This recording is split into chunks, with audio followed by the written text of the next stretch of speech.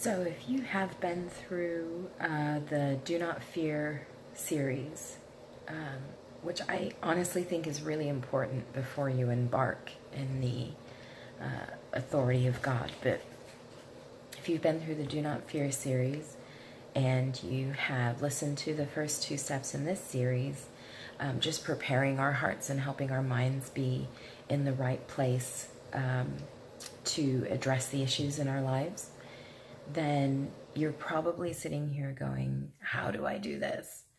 And today I want to give you an image of how this works, a way to process what's going on between you and God when you're taking on the authority that He's given you. And also, either today or tomorrow, I'm going to share some stories with you about things that have happened in my life that have shown me not only that this is real, but also helped take me into new places and new steps. But there, I can tell you, there are so many testimonies out there, and YouTube is a fantastic place to find them. Just let God, before you go looking for this stuff, ask God for His wisdom and His discernment. Make sure that you are analyzing anything that's being said against His word to make sure that it's coming from Him. And just see the beauty in what He does. He's not afraid at all. There's nothing in Him that feels unwilling or unable to handle this. And so the closer we get to Him, the more we feel that way too. So first of all, you've probably heard people say and quote the verse, greater is He who's in me than he who's in the world. If you're not aware of the implications of that, basically, biblically, Satan has been given authority in this world. God said, you can have all the people and all the stuff that aren't listening to me. This is your time. You get to do your thing here, because when we get to the end of this, it's over for you. So Satan is the prince of the power of the air. He is the king of this world in the sense of more of this world is listening to him than to God. So people are under his influence, being impacted by demonic influence and fuel without even realizing that that's what's happening. And part of his strategy in that, part of Satan's strategy in that, is to convince people either that he doesn't exist, or if they are people that are following him, that his existence is the kind that they want. And I'm not going to get into it, but if you're interested in that whole side of things, study the promises and prophecies about what happened to Satan when he was cursed and what is going to happen to Satan at the end of the world. It's not pretty, and it's not powerful. He's weak, very, very weak and feeble compared to God. Compared to people who don't have Christ's authority, he's very strong. But we who have Christ's authority, greater is he who's in me than he who's in the world. And what that means is Satan has to listen to Christ. He cannot not listen to Christ. He would want to, but he can't. Read Job and see that Satan has to ask permission to attack a Christian if and where there is demonic influence in your life. It's coming because God's allowing it, and God's watching it, and God's setting boundaries. He's saying he's saying to Satan, you can do that, but you can't do this. So you're never going to be put in a situation. God specifically promises us you're never going to be put in a situation where that you can't, that you don't have what you need to handle it.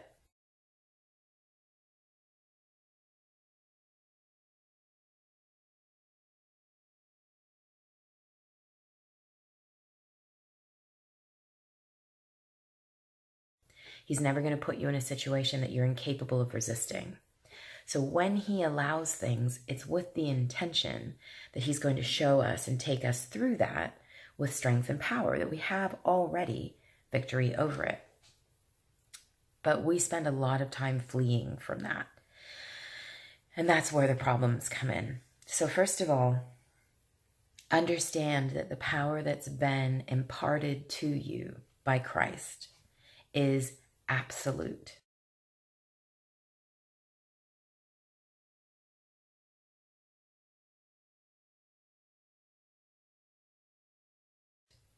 There's no way around the authority of Christ. Satan can't trick you out of it. Well, he can trick you out of it. He can't trick God out of it. If he convinces you not to use what you have, he can get around that, obviously. If Satan can convince you that your faith is in a nothing, he can get around that too. He doesn't know everything and he doesn't see everything, but trust me, he's got a pretty good insight, Satan does, into where your weaknesses are. And that's always where he's going to come at you. So your reliance must be on God's power, not on your own. The best, remember from the first in the Fully Equipped series, we are not fighting flesh and blood. Our battle is with demonic, Satan's influence in this world. It's a spiritual issue. So we need to address it spiritually. That's not to say we sit on our butts and do nothing practical in our lives.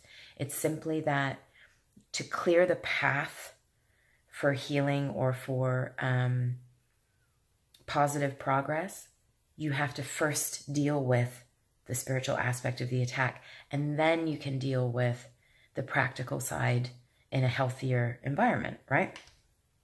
So if we want to see real change in our lives and the lives of people around us, we have to intervene spiritually first.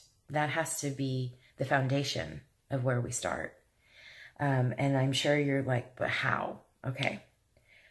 To give you a picture of how this works, I want you to go back and read the story of Peter walking on water.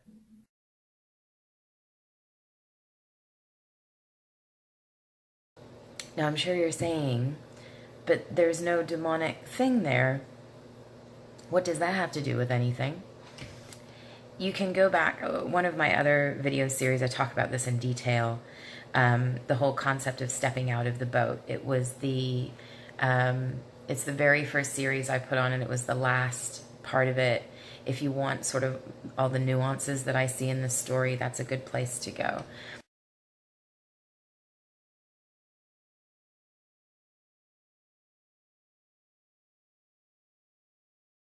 But just to give you the overview, you have the disciples in danger.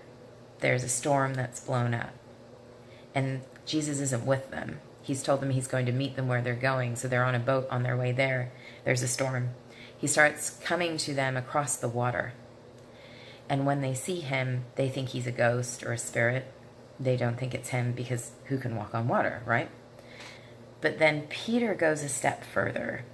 He's the only one who looks at what Christ is doing, because Christ is still out on the water. He looks at what Christ is doing and he says, if you're God, then if you tell me that I can walk on water, I can. Call me and I'll come to you. And Jesus says, yes, absolutely. Come.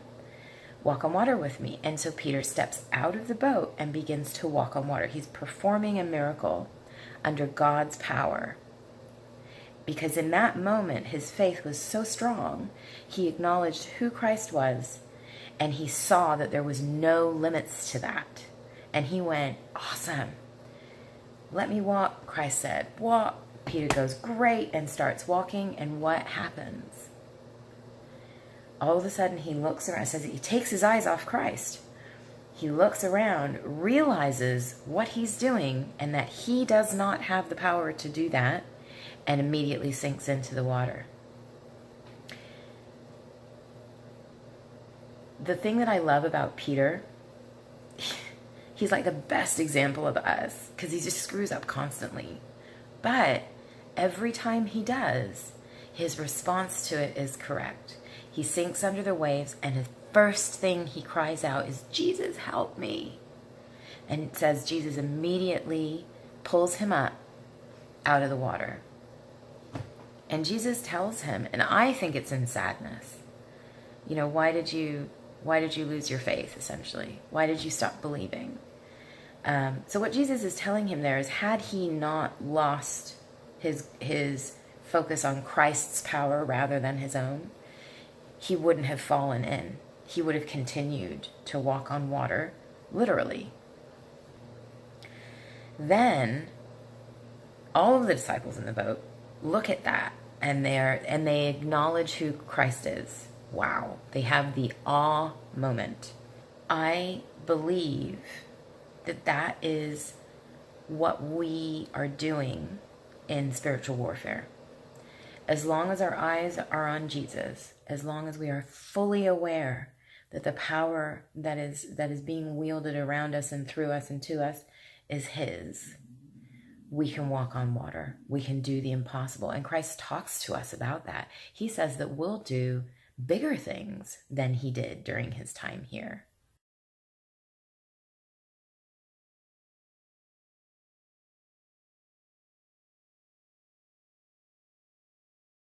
Doesn't that blow your mind?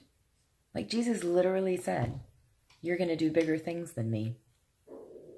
And I think what he meant by that was because we're here longer, and also because we're here at a time when Satan's power is stronger, we are going to defeat the enemy on the one-on-one basis. We're going to do that more than Christ had the opportunity to do, because he was ministering for such a short time. So be confident that your Savior has said, A, he said he gives his authority to you. B, he said, you're going to do greater things than me. And now when you look at this picture of Peter walking across water, doing the literally impossible, it's while he had his eyes on Christ that he achieved that. And it's as soon as he takes his eyes off of Jesus and puts them onto reality that he starts to have a problem. I hold that image in my mind a lot, because Satan wants at all times to distract me from the power of God and make me start relying on myself again. Because that's all that Peter did in that moment, was he looked at himself and went, I can't do this. And so he fell. We can't do this. We can't. By ourselves, we cannot do this. And as long as we're relying on ourselves, we still can't do it. But the minute we acknowledge Christ's power and that he gives that to us and ask him to wield it for us, then we can do anything. So I want you to have that, litmus test for how you know whether your heart's in the right place. Are my eyes on Christ right now? Am I trusting him to do this? Am I acknowledging, where I am weak, there I am strong? I have to, for myself, whenever I'm engaging the enemy, I have to say to myself, Jesus, this is you, and I'm asking you to come into this and do this. Because the minute I start saying, listen to me, it goes wrong. Because I'm in some way relying on my own ability. It's not about the words you use. It's not about the action. It's only about where your heart is trusting and who Christ is in you. Satan has to listen to the true Christ. That's it. There's no disclaimer. There's no conditions. Satan has to listen when Jesus says something. And Jesus has given his authority to you. As long as you remain reliant on him, you are the ultimate force in this world. Literally, the king of this earth, the prince of power of the air, he has to listen to you when you are under the authority of Christ. That blows my mind. I can eyeball Satan and say, leave, and he has to do it. That's incredible. That is an amazing promise. So, what happens next? First, you need to be aware of the weapons that God has given you, the protection that he's given you, and how to use them, right? So we start with the armor of God, and I'm going to go through them in real brief this time, and then next time we're going to look at them one by one. So the passage that we're looking at is Ephesians 6:13-18. Therefore, put on every piece of God's armor so that you will be able to resist the enemy in the time of evil. So, really straightforward.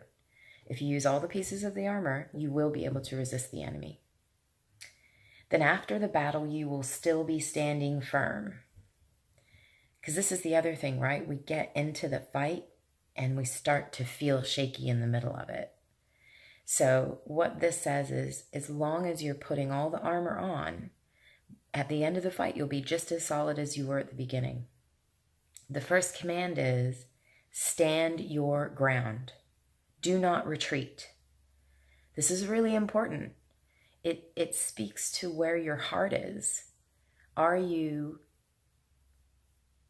when you're first faced with the enemy, is your immediate reaction to flinch, or is it to fight? He's saying, don't flinch. You've recognized the enemy's there. Stand your ground. Take control. So how do you stand your ground? Putting on the belt of truth, the body armor of God's righteousness. For shoes, put on the peace that comes from the good news so that you will be fully prepared. In addition to all of these, hold up the shield of faith to stop the fiery arrows of the devil. Put on salvation as your helmet and take the sword of the Spirit, which is the word of God. Pray in the Spirit at all times and on every occasion. Stay alert and be persistent in your prayers for all believers everywhere. So what you have there is a picture of the soldier that recognizes the enemy is here, does not back away, puts on all the armor, and takes God with him, praying all times in every occasion. That means that I'm in constant communication with God while this is going on. So even after I've got the armor on, even when I feel prepared, I'm not like, good, I got this, off we go. I am constantly talking to him. And I'm not just talking to him for me, I'm talking to him about the whole family.